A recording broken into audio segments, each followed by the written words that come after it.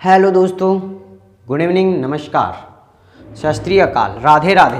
दोस्तों, आज मैं आप लोगों के लिए फिजिक्स की एक क्लास लेकर आया हूं और इस फिजिक्स की क्लास में मैं आप लोगों को थोड़ा बेसिक बताऊंगा, साथ ही आप लोगों का हर एक चैप्टर यहां पर क्लियर करवाऊंगा। इस तरीके से मैं आप लोगों के लिए यहां पर लिख कर लेकर आऊंगा। उसके बाद में आप लोगों की क्लास होगी। यहां पर जो भी मैं लिख कर लेकर आऊंगा सारे इंपॉर्टेंट क्वेश्चन होंगे, सारे सेलेक्टिव एग्जाम से लिए हुए होंगे। तो दोस्तों, वीडियो को लाइक कर दीजिए, चैनल पर नए हैं तो सब्सक्राइब कर दीजिए, घंटी बटन को दबाकर ऑल पर सेलेक्ट कर लीजिए। टेलीग्राम चैनल को ज्वाइन कर लीजिए क्योंकि वहां पर आप लोगों को इसका पीडीएफ मिल जाएगा, आप लोगों के शॉर्ट नोट्स भी यहां पर बन जाएंगे। ठीक है, बात हो गई यहां पर क्लियर। आप लोगों के मैं यहां पर फिजिक्स और केमिस्ट्री की क्लासें लूंगा। क्योंकि आप लोग बायोलॉजी की क्लासेस जो है विजय पुनिया, जो विजय एजुकेशन एंड न्यूज है, वहां पर आप लोग देख सकते हैं। वहां पर आप लोग जो है बायोलॉजी की क्लास देख सकते हैं और अगर आप लोग कमेंट करते हैं तो मैं बायोलॉजी की क्लास भी यहां पर लेकर आ जाऊंगा। बात हो गई क्लियर। अब बात करते हैं दोस्तों कि हम फिजिक्स के अंदर क्या क्या पढ़ेंगे। तो फिजिक्स के अंदर यहां पर हम शॉर्ट नोट्स के हिसाब से पूरा चैप्टर क्लियर करेंगे। पूरे जो भी आप लोगों के 17 चैप्टर हैं वो क्लियर कर देंगे फटाफट से। ओके, यहां तक किसी कोई दिक्कत नहीं है। अब एक काम कीजिए, आप लोग वीडियो को लाइक कीजिए, चैनल को सब्सक्राइब कीजिए, घंटी बटन को दबाइए और आप लोग अनुमति दीजिए ताकि मैं क्लास को फटाफट से स्टार्ट कर सकूं। तो दोस्तों, फिर हम फटाफट से क्लास को स्टार्ट करते हैं। तो चलिए फिर क्लास को फटाफट से स्टार्ट करते हैं। 1 मिनट के लिए माफी चाहूंगा, मैं देख लेता हूं कैमरा सही है या नहीं। दोस्तों, आई होप आप लोगों को थोड़ा सही दिखाई दे रहा होगा। तो अब बात कर लेते हैं। यहां पर देखिए, सबसे पहले आप लोगों का जो क्वेश्चन बनेगा वो ये बनेगा कि मात्रक कितने प्रकार के होते हैं, कि मात्रक कितने प्रकार के होते हैं। दोस्तों, आप लोगों से क्वेश्चन पूछेगा कि मात्रक जो होते हैं वो कितने प्रकार के होते हैं, तो आप लोग राइट आंसर दे देना कि मात्रक जो होते हैं वो 2 प्रकार के होते हैं। और 2 प्रकार के कौन कौन से होते हैं? तो जो पहला मात्रक होता है वो होता है मूल मात्रक और दूसरा मात्रक होता है वो होता है व्युत्पन्न मात्रक। ठीक है, कोई दिक्कत नहीं है। चलिए आगे चलते हैं। फिर दूसरा क्वेश्चन आपसे पूछेगा वो कि लंबाई का मात्रक क्या होता है। और जो लंबाई का मात्रक जो होता है उसको कई बार लोग बाग जो बिल्कुल सिंपल को भी गलत करके आ जाते हैं कि लंबाई का मात्रक जो है मीटर होता है। याद रखना है, लंबाई का मात्रक मीटर होता है। आप लोगों को वेरी इजी लग रहा होगा, लेकिन कई बार जो है स्टूडेंट इजी के चक्कर में इसको गलत कर देते हैं। वो कैसे? आप लोगों से पूछेगा लंबाई का मात्रक क्या होता है, आपको पता होगा कि लंबाई का मात्रक क्या होता है, मीटर होता है। याद है आप लोगों को? आप लोग सोचोगे यार क्वेश्चन कुछ तो घपला है इसमें, इतना सिंपल और इतनी इजी सवाल तो पूछ ही नहीं सकता, लेकिन ये सवाल भी पूछा हुआ है। ये मैं बता देता हूं, ये सारे जो क्वेश्चन लेकर आया हूं 2 दिन की मेहनत लगी है इस सारे क्वेश्चनों को बनाने में। ठीक है, किन किन किताबों से मैंने ढूंढा है इनको, किन किन से नोट से इनको ढूंढा है, इसलिए बहुत मेहनत लगी है। तो आप लोग इसके लिए एक लाइक जरूर कर देना, वीडियो को लाइक करना, दोस्तों के साथ शेयर करना, चैनल को सब्सक्राइब कर लेना। अब बात करते हैं दोस्तों, आज हम इस क्लास के अंदर आप लोगों का जो पॉइंट रहेगा, जो टॉपिक रहेगा वो रहेगा ध्वनि। ध्वनि से जितने भी क्वेश्चन बनने वाले हैं वो आज मैं इस वीडियो के अंदर कवर करने वाला हूं। तो मैं यहां पर आप लोगों से ध्वनि के जो क्वेश्चन हैं वो सारे क्वेश्चन कवर करने वाला हूं। तो चलो फिर ध्वनि के क्वेश्चन कर लेते हैं। अब देखिए दोस्तों, आप लोगों से सबसे पहले वो क्वेश्चन पूछेगा कि जो ध्वनि की आवृत्ति कितनी होती है। सबसे पहला इंपॉर्टेंट और फेवरेट क्वेश्चन उसका यही रहेगा कि जो ध्वनि की आवृत्ति होती है वो कितनी होती है। तो आप लोग बता देना, जो ध्वनि की आवृत्ति होती है वो कितनी होती है? 20 हर्ट्ज से 2000 हर्ट्ज तक। कितनी होती है? 20 हर्ट्ज से 2000 हर्ट्ज तक होती है। याद रह जाएगा। अगला क्वेश्चन आप लोगों से पूछेगा कि ध्वनि की जो तरंगे हैं वो कितने प्रकार की होती हैं। जो ध्वनि की जो तरंगे होती हैं वो कितने प्रकार की होती हैं? तो आप लोग राइट आंसर दे देना। ध्वनि की जो तरंगे होती हैं वो 3 प्रकार की होती हैं। पहली होती है श्रव्य, दूसरी होती है अपश्रव्य और तीसरी होती है पराश्रव्य। श्रव्य कौन सी होती है? जिनको हम सुन सकते हैं। और सुन कब सकते हैं? जो कि 20 हर्ट्ज से और 20,000 हर्ट्ज तक अगर है तो हम उनको क्या करते हैं? सुन सकते हैं। अपश्रव्य जो ध्वनि होती है वो होती है 20 हर्ट्ज तक। अगर 20 हर्ट्ज तक कोई ध्वनि है तो हम उनको अगर सुने तो वो अपश्रव्य ध्वनि हो जाएगी। जबकि जो पराश्रव्य ध्वनि होती है वो क्या हो जाएगी? अगर 20,000 हर्ट्ज से ऊपर की ध्वनि है तो उसको हम पराश्रव्य ध्वनि कहेंगे। ये आप लोगों को बात समझ में आई या नहीं आई, एक बार कमेंट करके जरूर बताना। यहां तक अगर आप लोगों को समझ में आया तो फिर मैं आगे बढ़ता हूं। बोलो। अब देखिए, हमारा जो यहां पर 5वां जो पॉइंट बनता है वो ये बनता है कि वायु में जो ध्वनि की जो चाल होती है वो कितनी होती है।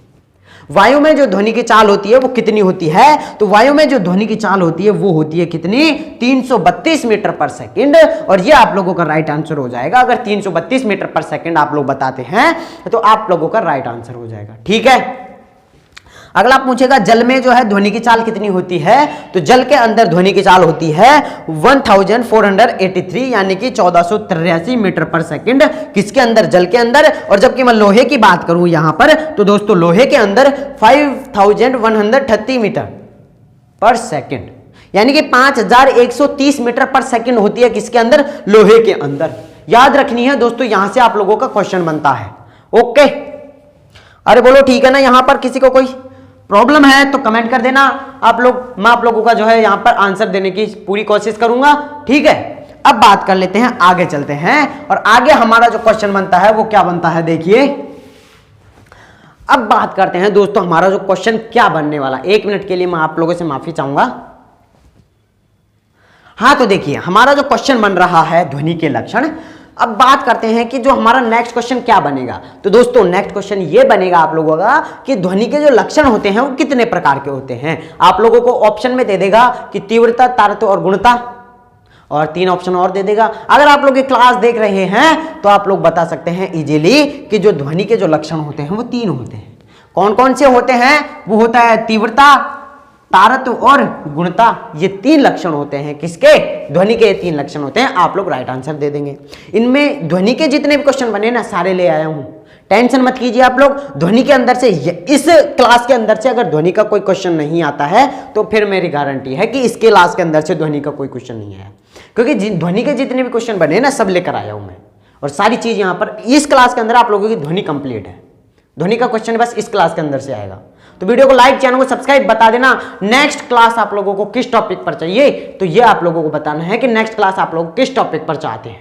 ठीक है, अब बात करते हैं यहां पर। देखिए अब बात यहां पर ध्वनि की हो गई हमारी कि ध्वनि के जो लक्षण होते हैं वो कितने प्रकार के होते हैं। तो 3 प्रकार के होते हैं साथियों, तीव्रता, तारतम्य और गुणता। ये 3 लक्षण होते हैं ध्वनि के।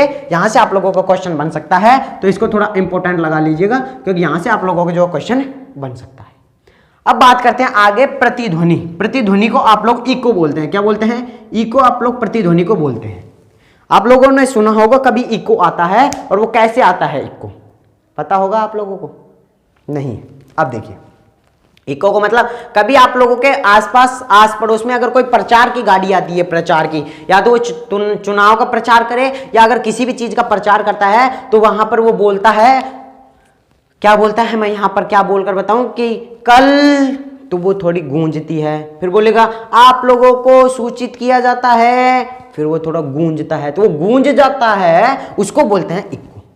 ठीक है, अब बात करते हैं पृथ्वी जो प्रतिध्वनि है, प्रतिध्वनि का कान पर प्रभाव कितने सेकंड। ये वेरी इंपॉर्टेंट क्वेश्चन है साथियों। यहां से क्वेश्चन बना है 2 बार, क्वेश्चन बना है 2 बार। जो प्रतिध्वनि होती है उसका कान पर जो है कितने समय यानी कितने सेकंड तक उसका प्रभाव रहता है।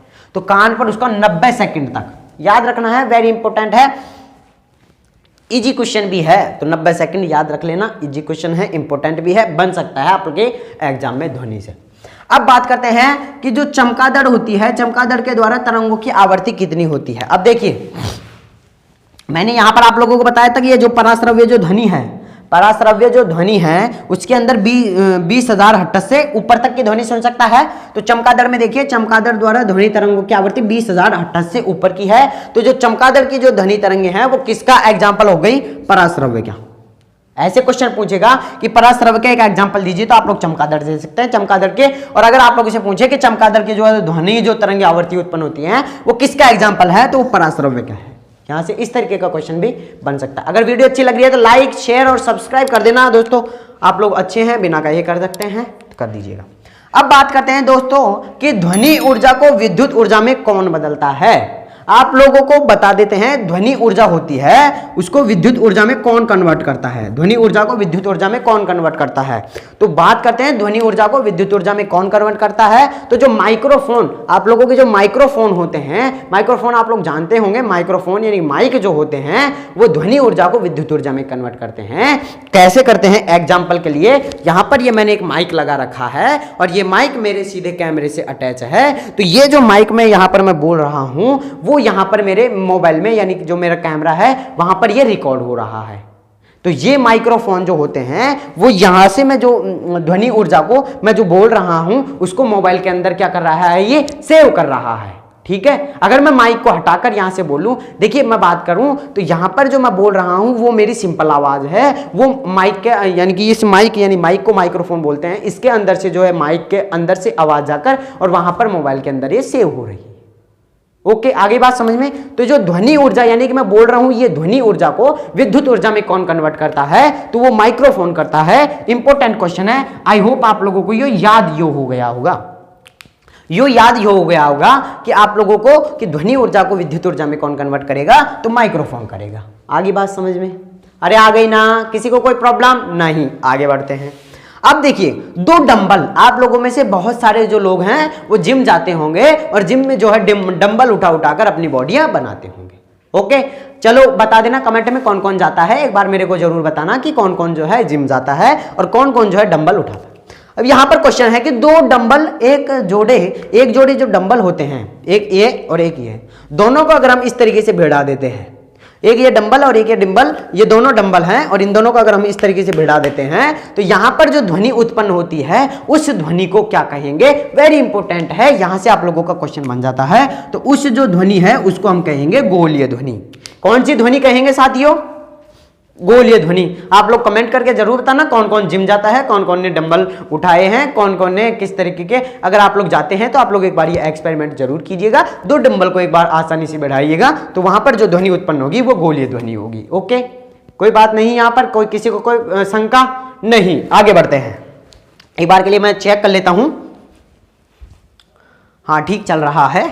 तो अब बात करते हैं, यहां पर देखिए, वह उपकरण जो ध्वनि तरंगों को पहचान कर ऋजु रेखन के लिए प्रयुक्त करता है, उस उपकरण को क्या कहेंगे, वेरी इंपॉर्टेंट क्वेश्चन है यहां पर ये सारे, ठीक है। तो अब बात करते हैं कि वह उपकरण जो ध्वनि तरंगों को पहचान कर ऋजु रेखन के लिए प्रयुक्त करता है। अब ये ऋजु रेखन क्या होता है, देखिए बात, देखिए दोस्तों, ये ऋजु रेखन ये होता है दोस्तों, यहां मैं आप लोगों को बताऊं, अगर हमारी जो भारतीय सेना है वो युद्ध करती है तो वो वहां पर आप लोगों ने देखा होगा रडार लगा देती है। तो रडार से जो है यहाँ पर अगर कोई वायुयान जा रहा है तो उसका पता चल जाता है।